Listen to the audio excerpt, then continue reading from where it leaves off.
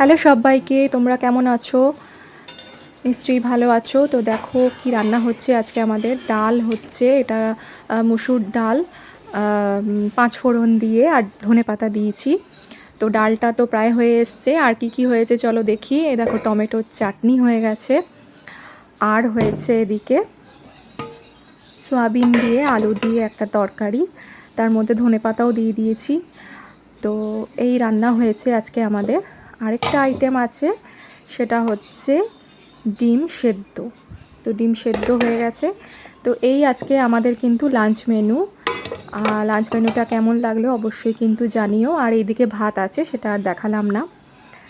তো দেখো ওয়েদারটা কীরকম। সকাল থেকে তো প্রচণ্ড পরিমাণে বৃষ্টি হয়েছে, এখনও মেঘলা করে আছে, এখনও বৃষ্টি। আমার স্নানও কমপ্লিট, তো একটু চা বানিয়ে নিয়েছি। এরকম ওয়েদারে এরকম চা খেতে তো দারুণ লাগে।